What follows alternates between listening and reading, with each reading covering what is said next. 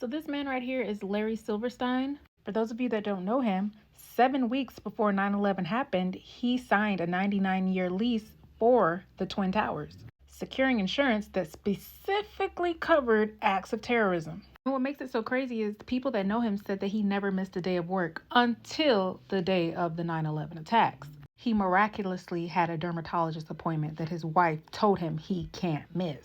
We already know that there was predictive programming involved with 9/11 before it happened. And now this same man, Larry Silverstein, just signed a new lease for this building, the U.S. Bank Tower in LA.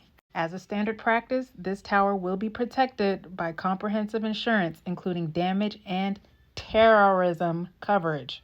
So rightfully so, people are concerned, thinking he must know something's going to happen to this building.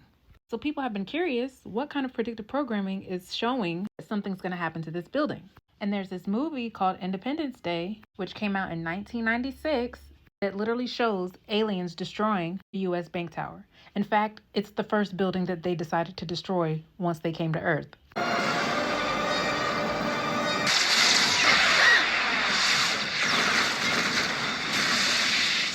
There's another movie called D-War, which stands for Dragon Wars, and they literally show the U.S. Bank Tower being crushed by a giant serpent, which if you watch my 2029 prediction video on YouTube, I talked to you guys about this asteroid that's supposed to come to Earth in 2029 called Apophis, which was named after a colossal serpent that represents chaos, darkness, and evil.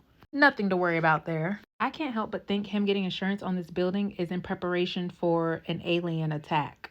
There's a movie coming out in 2026 called Disclosure Day, basically trying to get people prepared for aliens being amongst us.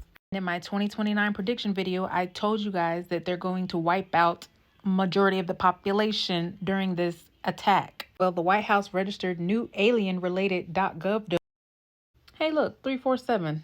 I know I'm on the right track. The White House registered 2 new government domains this week, alien.gov and aliens.gov. I don't know about y'all, but we don't got time for aliens right now. We got too much other bullshit going on. It all seems like a distraction from what the fuck really matters.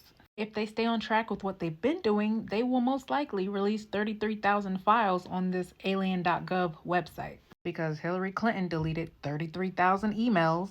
The U.S. House panel released 33,000 files. So that'll be right on brand for them. But anyways, back to this Independence Day movie. What is Independence Day for Americans? Ah, yes, July 4th. You know what that reminds me of? The Economist magazine World Ahead predictions for 2026. Because right here we see, the U.S. celebrating its birthday. And as they're celebrating, we have a satellite making this cargo ship shoot a missile at America. It seems to me like there's going to be some chaos going on around or after the U.S. birthday. Probably why Larry put insurance on this. Now let's see where the U.S. Bank Tower is located. 633 West 5th Street. Can't get away from 33. But it's in Los Angeles, California. Isn't it strange that the FBI warned that Iran aspires to attack California with drones? Yeah, this is starting to make sense now. So this alien/terrorism attack is either going to happen around July 4th, or if we look down here, we can see a man playing soccer, and the FIFA World Cup is June 11th. So something could go down then. What do you guys think about all of this? Okay, so do you guys remember those videos that were popping up all over TikTok of people pulling off their humanoid mask and revealing aliens underneath it? Yeah, they looked super real and people couldn't tell if it was AI or not. That, along with that random disorder that came out a few years ago talking about people being able to see faces as demonic. Then we have the FBI, NSA coming out with all these UFO websites, the White House registering alien.gov. It really makes you start to wonder. If you've seen the movie called They Live, that's what all of this is reminding me of. The main character was only able to see the aliens when he was wearing certain special sunglasses. I don't know if you guys remember the musician Grimes, the one who had a baby with Elon Musk. She posted this prophetic rock on her Instagram page. And if you look right here, it looks like the virus, right? And then the jabs equal aliens.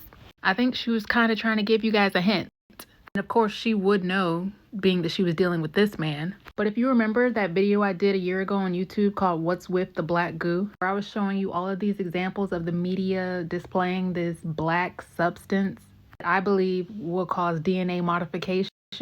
The aliens that the government is prepping everyone to see soon could be a result of the people getting the jab. Whatever substance they injected into people could cause their body to mutate on demand.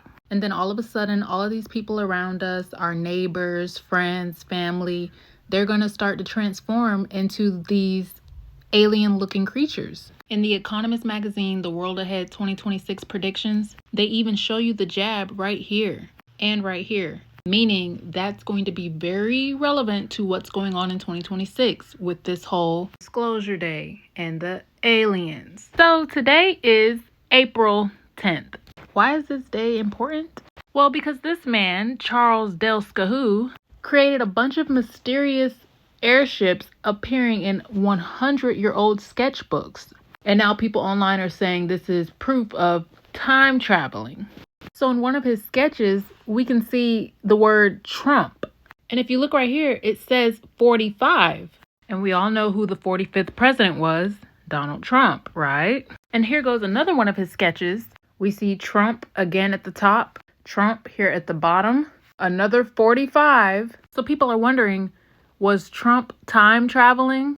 Like, are these airships that he is drawing time traveling vehicles? Because the coincidences are coinciding. And I made a YouTube video 3 years ago where I was telling you guys that Trump may have time traveled. Because this book, written in 1893, talks about the main character, Baron Trump, who happens to be the name of Donald Trump's son, that lives in a castle called Trump and is mentored by a man named Don. And the same author wrote another book called The Last President. And there's a bunch of articles online teasing at Trump serving another term. And this book just so happened to be about a New York politician winning an election causing riots on Fifth Avenue. And what else is on Fifth Avenue?